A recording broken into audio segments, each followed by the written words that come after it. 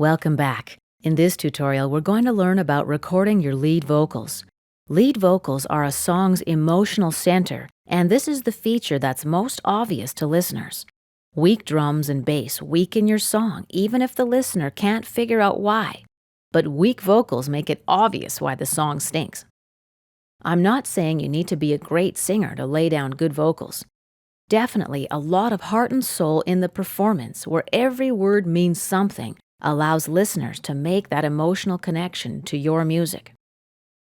Lead vocals are usually recorded with a condenser mic since, as you know by now, they offer more top-end detail and clarity, particularly for women's voices. Use a windscreen or windsock to protect the signal from plosive consonants that give that big burst of air like you get with P's, T's, and B's. Here's a standard mic positioning for a lead vocalist, about 6 inches away. You can also angle the mic out of the line of breath pops and spits. Just sing off-axis a little bit over the mic instead of right into it.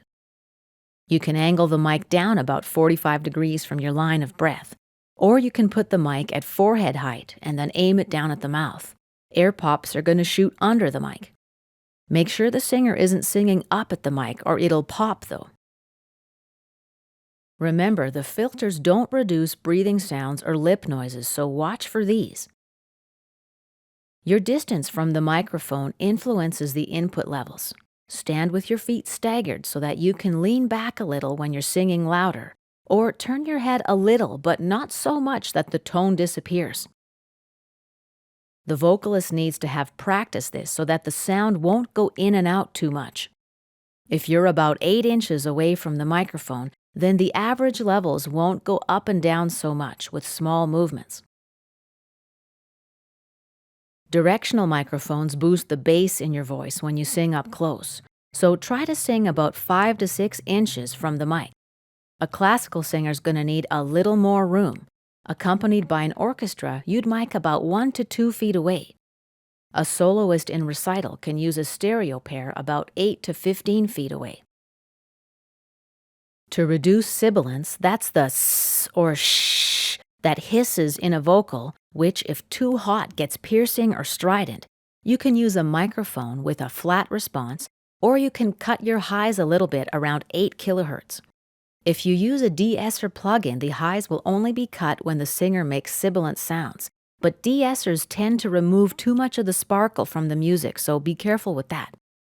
You can also add compression on the input, especially if there's a lot of variation between quiet and loud.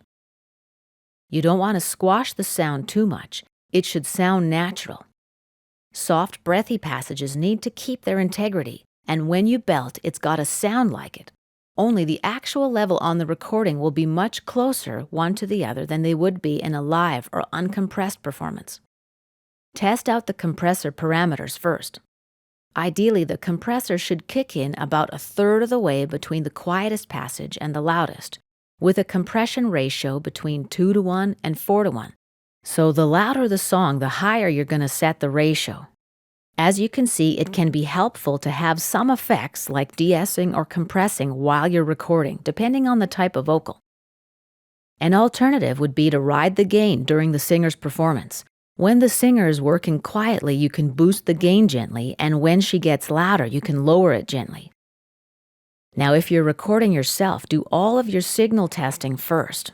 And that's because during your performance, you don't want to be thinking about anything. You only want to be feeling the lyrics of the songs and not sidetracked with Pro Tools meters and knobs on your console. It's easier to hear pitch if you don't record the vocal with any reverb on. At the least, don't have it in the headphones. Now, what if your voice just stinks? Well, don't worry too much, because with layering and effects, you can make a decent sound. For example, you can copy the vocal track a few times, and this makes your voice sound richer and more supported. You can bring up the strongest take afterward in the mix by 3 or 6 decibels. You can pan the tracks together or almost together. Now watch for vocals getting thinner. Take out any support track that thins out the sound. There's a phase cancellation issue involved. Of course, make sure you're singing in key. That's hard to fix afterward, even with a good tone-correcting plugin. Watch for reflections off of mic stands. The delayed reflections can interfere with the direct sound and cause an effect like mild flanging. Lower the mic stands and angle almost vertically so the sound reflections miss the mic. I tend to record at least 3 full takes of a song and then listen for the best take and then start comping them together. So that means building a single performance out of the bits and pieces of various takes. If I can't find anything perfect on one of the takes I've done, then I'll punch it in.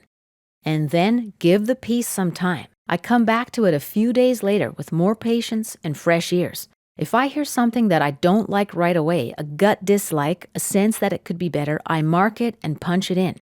This concludes our tutorial about recording lead vocals.